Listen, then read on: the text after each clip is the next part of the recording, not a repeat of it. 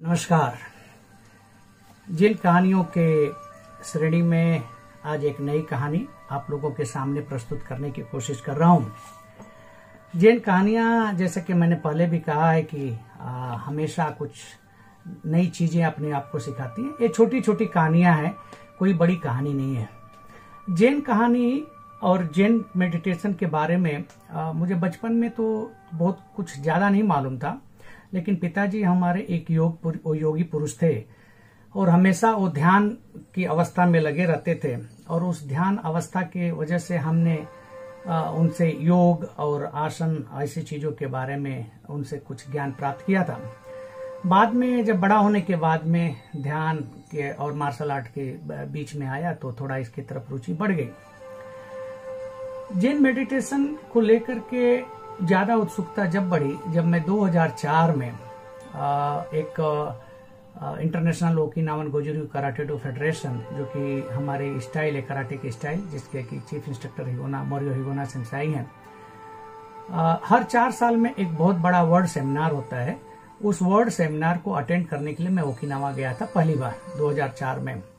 तो वहां पर मैंने एक विचित्र घटना एक हुई हमारे साथ में, जो उससे मैं इसकी तरफ जैन की तरफ बहुत आकर्षित हुआ। वो मैंने देखा कि बुदोकान में, जो कि एक बहुत बड़ा प्लेस है जहां पर लोग ट्रेनिंग करते हैं मार्शल आर्टिस्ट लोग, तो बुदोकान में एक गाड़ी आकर के रुकी और हिगोना सेंसाई और नाकामुरा सेंसाई दोनों जो है जल्दी जल्दी से वहां गेट के पास गए और एक बुजुर्ग आदमी उस गाड़ी में से उतरे और उनका बैग लेकर के हिगोना सेंसाई खुद आ रहे थे और नाकामुरा सेंसाई उनके पास पीछे पीछे आ रहे थे। नाकामुरा सेंसाई उस समय डायरेक्टर एडमिनिस्ट्रेशन होते थे। तो जब ये वो बुजुर्ग आदमी उस स्टेडियम के अंदर आए तो मुझे और वहां के लोगों को एक अजीब कुछ हलचल प्रकृति के अंदर मालूम पड़ा, जिससे लगता था कि बहुत ही शीतल और शांत माहौल हो गया हो। पूरा स्टेडियम शांत था। हमने जानकारी प्राप्त करने की कोशिश की कि ये कौन है, तो पता चला वहां पर कि ये है साकियामा सोगेन रोशी, जो कि रिंजाई जैन टेम्पल में बहुत बड़े मास्टर हैं। रोशी जैन मेडिटेशन में जो सबसे बुजुर्ग मास्टर होता है या बहुत सीनियर मास्टर होता है उसको कहते हैं। सोगेन रोशी उनको उनका ये जो था कि हिगोना सेंसाई के वो जैन मास्टर भी हैं, तो इसलिए हिगोना सेंसाई हमेशा मेडिटेशन के ऊपर ध्यान करने को बोलते थे। और जब ही साकियामा सेंसाई आए, जो कि चोगुन मियागी सेंसाई के डायरेक्ट स्टूडेंट भी रह चुके हैं, जब उनके बारे में मैं पूछा और पता लगाने की कोशिश किया तो पता चला कि लगभग वो 12 साल बचपन में चोगुन मियागी के साथ में डायरेक्ट उनके अंडर में प्रैक्टिस किया था। और उनका फेवरेट काता रहा सनचिन, टेंसो एंड सेउनचिन। तो हम लोगों को वहां पर जब भी हम लोग प्रैक्टिस किए और वो चले गए और हिगोना सेंसाई ने वहां के लोग जो आए थे सब लोगों को बोले कि जिसको इंटरेस्ट है जैन मेडिटेशन के लिए तो वहां आप लोग साकियामा सेंसाई के टेम्पल में जाकर के आप लोग एक दिन सीखिए। तो मुझे भी बहुत उत्सुकता थी और सूरी कैसल के बाजू में ही उनका टेम्पल है, कोजेंजी प्लेस करके, और वहां पर हम लोग गए। सुबह सुबह पहुंचे वहां पर और देख करके मुझे बहुत विचित्र लगा कि बहुत बड़ा हॉल था और सब लोग बैठ गए। हमारे पास में तो मेडिटेशन के लिए बैठने के लिए कोई जगह नहीं था। तो हमने क्या किया कि जो टी शर्ट पहने थे और कराटे ड्रेस का पाजामा पहने थे और ऊपर वाला पार्ट को फोल्ड करके बटक के नीचे रख करके हम लोग बैठ गए मेडिटेशन करने के लिए। तो 4 लाइन बनाई गई थी, बड़ी बड़ी, दो एक दूसरे को फेस करते हुए, एक दूसरे को फेस करते हुए, ऐसे 4 लाइन बनाई थी 2 ग्रुप में। और वहां पर मैं देखा कि वो बीच में सब लोगों को मेडिटेशन के बारे में बताया गया कि कैसे करना है, क्या करना है। आधे घंटे का सेशन था।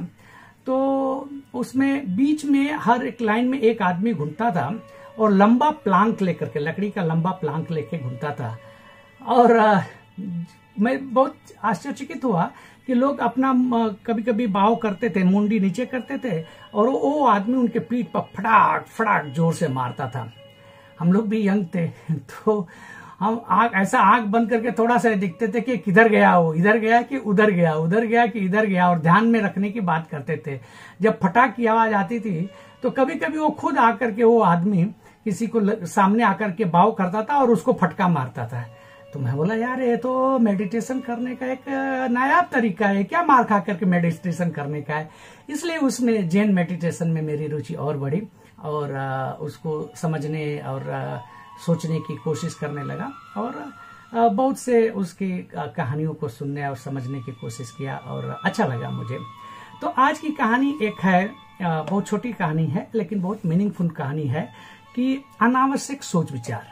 आज की कहानी का शीर्षक है अनावश्यक सोच विचार। एक बार की बात है, एक दिन एक बौद्ध भिक्षु अपने एक शिष्य के साथ में जंगल के आश्रम से उतर करके वो गांव में पहुंचा। गांव में पहुंचने के बाद भिक्षा मांगने के बाद दोपहर के टाइम पर भिक्षा भोजन करने के बाद एक पेड़ के नीचे दोनों लोग सो गए। आराम कर रहे थे, उसी टाइम पर जोर से बारिश हुई और दोनों ने किसी तरह से अपने को कहीं पर एक झोपड़े में बचाव किया और बचाव करने के बाद वो गुरु और शिष्य दोनों वापस अपने आश्रम की तरफ चल दिए।